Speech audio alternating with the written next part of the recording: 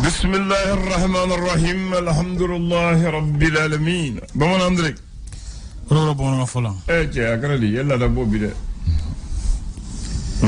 لا دام بو هاي برولا يفهم دوك يا فامو علي مكما يا فامو دوك يا فامو نانا وللو نكو تشارا Oh, come ave sai kono mabo sai kono. Ah bon d'accord. Oh, no ti la dama wuli. La dama wuli. Ayi. Koni don le trumune koni adi domina ke do mo ga fliye de. Oche. Oh. Ni do mala fliye. Sawla mo chamat nana idon. Namu. Kasro luma sere sere chamake. O ganda enti tulu boy. Na fo so modena wuli lu chara nya foti. Wele chara kuma kamunu kanga sigi nyuma kan ulu fana kanga labe o gafo kanga laje o kuma ka chan ko mo mu be la de wili abe kele de nyini o chen o yen o ko falento di boni bi falenke wa fo de ko gere kura boti ta wo yoko ni ko ni ba fe ga yele modu kula ibi signal ka tija doye wala tija doye tigatola o na majja doye majja doye mama ngawli wa manga willa o de kan wa foko falen kechu imana falen dam ne chuchu able manga wuli do fana ko ni sore la de musiki ko ni kolina na be wuli de oche oye misega ninke Mr. Nani Sebenye. Oh, Nini Sitenye Nana. Ni Sebenye Vidabla, Dable. Udabla. Hello, good Ujagway. Oh, Jigna Rafonatula. Asabula Ibisikake. Namu. Ibikake. Misali. Bi Ebisiga. Ibafoko ni Warbi Kuna. Ibisiga Comle Flafla say come ho be Silla. Sigatola. Tienwa. Oye. Oni oki tabulo ye. O ala kan kisi. Ni dese na domina do. Nam. Wala ni la kodo na ni komle flafla ma so la dama wuliwa. Willa. Oh. Odedo. Odedo. Ode yakoy. Ni desera. Dombe do ngana fana shimancha. Sigatola. Ma ko liji beti soro. Awogoni. Oh, ode kan fo ko ni soro la dama sigi. Ko ni kolina na be wuli. O sable eret na sika kable. Sigatola. O kuma di. Parce que bamano ko domo do soni ko abu ko ala dronde la. Oche. Abu ko ala dronde la. Ala drone bisa soni ke dungudu. Ka di dungudu atini ngani ka tikuna na liki.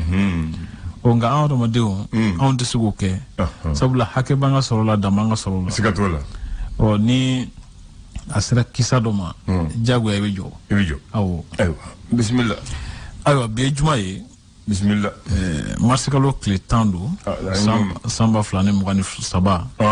O fasribo e sebene ke fasri gafo kono. Nam. Amna la je ferete folo kuma wado ka sugulu nyefo mo ka siga famne solo kodola. D'accord, amba damini jume lesor. Lesor kuma na? Abi nyeta de kofu. Tubabu kana na ya reba managana. Lesor bi yiru wale kofu. Oche. Oko iruku ngafo bamansia wolo keleli hukumu kuna njati wole kele. Oko nyema kolonela simi guita. Oko ale koni ye mgo kumbe minu me finetugu ka kunyo nyina bole kuna. Mimbi talere funa ke anka jamana musa kaubi ke chugo mina. Oko akanga sekinga lakle kabla mina sanale kono mimba tu nafulu bejiri bisika ata serafe. Iba funa ka foko bulla ndula chi hukumu kuna mle basketball stanmal de bonko oko ngania bulla ka foko bafeka ujorota nyina ngana ka kene basra tikala kusube ablandan tubarikallah.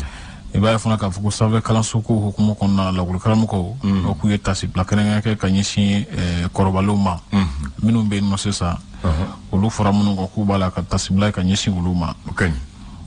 L'indicateur de renouveau.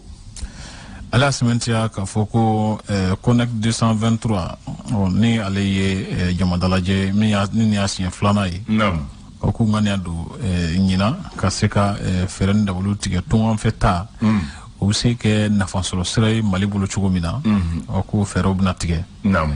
Po mada bo ko ya no yugo fere rodo.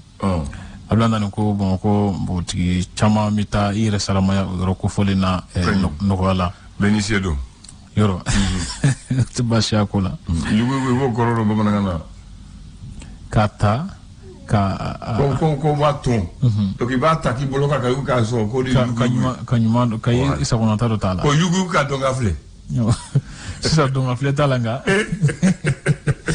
ni ala je iba smaila fulo ayo d'accord tuarikalla ay wadi donga fle ya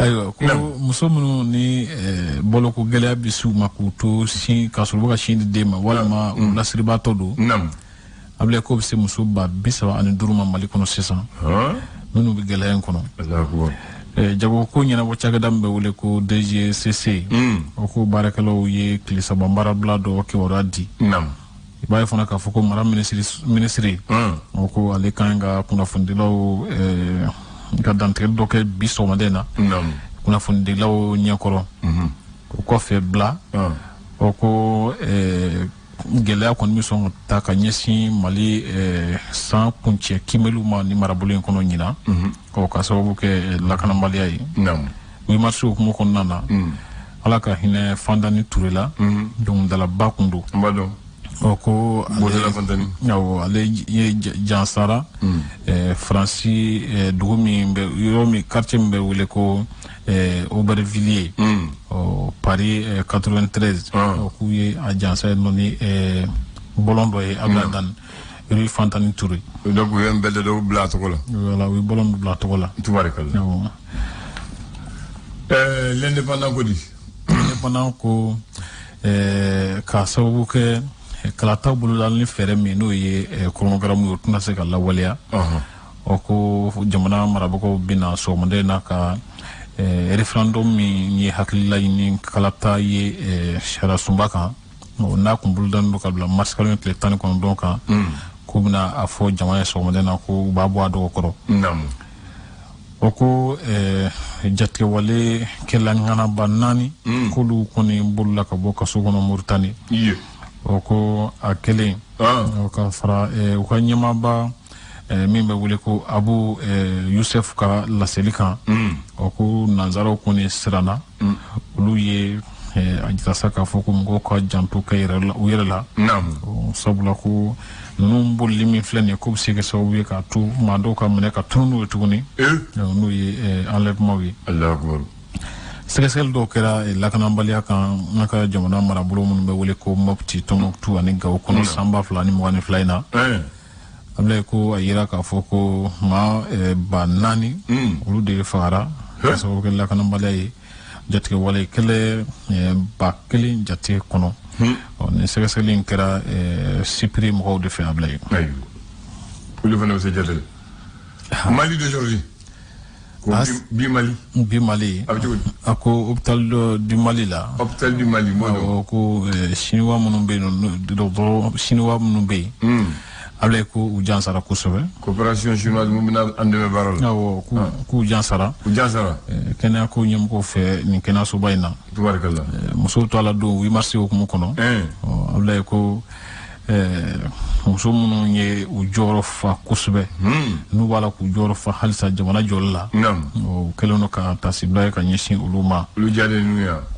kono nye ja chamala woludo ngolonu ja chamandu d'accord wado ne muso ngana wego muso ngana do tabarakallah binga na korote nga muso ngana do muso cheselundu ebo ngana fole binga na korote ebo ngana ne ko men ni fam koro kura minga na laute nga binafo muso chese londo avamuna mino ni wala ku jeni yoro fin kusube sigida ni mako ko nyina bolla alhamdulillah awo ko muso bongoshi maisha kanti oko ayajira ka foko ale koni ka ngani munye ode ka fo bongoshi be muso la mali kono o sigida la moko sonuma o kana ke krefe de ne a etele ana nya ka bongoshi aka chaneta oche Et puis a de la gagne kak mais comme muso sira kan wallahi akbar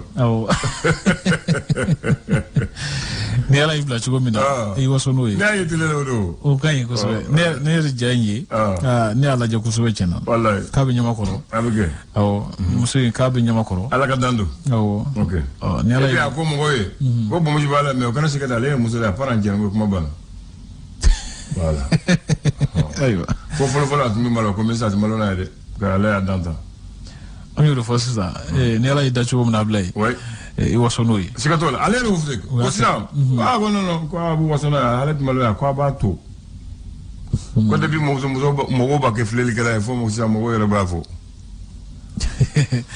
akan ko so la kan parce que ni vraiment tout a refona mi lafia o tien odo aywa le fondement ala sementia ka fo ko nyanama gelea kama o ka sabu ke chanje fanga tabulu wi nam wado nga fo bolu fon so gelea no kusube o fentala ka sega bola ko kuma ko musa ko gelea kele no ka jamana soro ka dama temawa in kan tombe o iba fona ka fo ko an yere ka moko fenglando o be se ka san soro chugo mina nam ko sugufia do mimbe wele ko les femmes d'abord o keneb na sigi marskalo klitan fla natay fespa ko temene kenega samba fla ni mo saba o ko maliko ni jonjo kenengene chaman soro ani anga jamimbe wele ko film fanga o ko fona tanduna kusbe ako kenekan commune 5 la RPM bolo fara mimbe Wamadu Watara blara tonyama ani ajedo ma bina na ulun flan ulube bureau kono ablay alu jalu la semaine ka foko niye mali musuye ko ubi jamana re chuguya ni jamana boya ni ayanga ila ablay ale tuwalikal la strength samba ku jenoi ale ko Dr. Showel ko kala mega semaine ko ungani ando katani jamana israka min kadi jamana donye bagan firlo ka sugu min be tabakuru hola nan ko musulobe no melo ko madam kita binta jan simiga ko ale wulle no dugole no fe ka bana bagan firlo genga bo kenenka kene ale taya ayo kale tadu ayo kwa ni so mandena kuna vuntele kuma modu tubarikallah bamana andre ante bamana ngam fola zandia bamanakan tanga kanyo o ma fo nga do bala wa bamanakan do na bala men gafe folo mu sebelon do bamanakan au bord depuis le 10 mars 1972 oui village de Ortem Krefe hôtel l'amitié Kofe cinéma Kela ka so Krefe village de ko village Kibaru Kibaru Kibaru de Bamananga original to de Kibaru original de nani au village Kibaru ya habita kusbe ko senero la le 10 mars 72 il y a eu la création du premier journal communautaire Kibaru édité spécialement et entièrement en langue nationale Bamal. Abi ale Kibaru di Bamanagan drona. Abi sebe Bamanagan. Donc c'est un bimensuel. Donc voilà. Donc pionnière de la langue nationale au Mali. Son premier numéro date du 10 mars 72. Kibaru en Bamana qui veut dire nouvelle. Kibaru ko nouvelle. Rien à voir. Kibaru. Il est destiné essentiellement aux lecteurs du milieu rural. C'est-à-dire que Tokoda Moro devait Ata. Il s'intéresse à la vie communautaire en matière d'irrigation, de vulgarisation, d'agro-pastoral, de santé animale, de l'environnement, de l'éducation et de la pêche. Donc, avec Kalanko, Monio, Seneko, Bagamara, Ani Kioramu Menyesi, tout de la Mogoma, Ani Sigdala, Ani Slavni Lahala, Abisebe Bamanakana, O Baluku Rebideke Bamanakana, Uluba Kala, Bamanakana, Uba Femme au Chogola. L'alphabétisation fonctionnelle a commencé à partir de ce. Talenyefe, où est Kibaru en Sonikel là, Kibaru en Fulfulel là. Donc après, où est Kibaru en Soreil. Maintenant, au journal Barayero, où est Kibaru, au village Kibaru. hali bi olu be woro la oh ma fili nyamgo ye Amadou Diallo yi voilà ama fo kenenga donc yake pour que kanga soga do bala malien mum saka chance sur ka tatubabu école la ka kalanke kulu la dunia ka doni duma ku kala ku kolofoli u yera ka kanna ko ngati donc projet nana muna au projet na ko l'alphabétisation fonctionnelle l'alphabétisation fonctionnelle du mais baliku mu mata école la kulu dege kalana ku dege sevela ku dege jetela amma wala sufe e ku dega u ka kayere la amma wala sufe kala ako sufe kala wala baliku kala nga kumike sufe kusube voilà parce que clefe u ba do da barake donc tseka masoro be ta ko dairi men clefe donc sufe u ba da men fitri kata safoche donc u bu dege donc ma chama e u yara sorala u lu bi lettre sebe bamanagana u bu jete ke bamanagana anga makoro chama kala nati voilà donc on est ban jesisa là ça on continue là ça ça sur be kara doni kala yo doni te jawge tubabu kayo ay voilà doni kore mu to ka ni dara zone CMDT là a Sénégal u bebe jate ke bamanakana u lire u bi lettre sebe u ka stock sebe u ka dépense sur ka beka sebe bamanakana parce que u degelo ndola o donni u able u bi bakati fana ci ñoma bamanakana voilà akuma be fo ka nya fana bamanakana voilà nagilla o donni te nazara kai voilà na donni do ka se ka boko kala me ka sigire bo ire ka ko nyana ko kala voilà voilà merci beaucoup donc amu village ki baru fo ni la sonama mo mu ni hakili sura ambu fana fo o tien voilà gela abina ko gela do fana tu kala yere u copio parce que ni Bamako ya ko cours du soir ko mo mata kala afena ulu fana uta yagate yake unove donc voilà tu kala yere u copie ko so yakarati ka ko cours du soir patia voilà donc anafa to yewa anafa oui voilà itraore jite kambe dore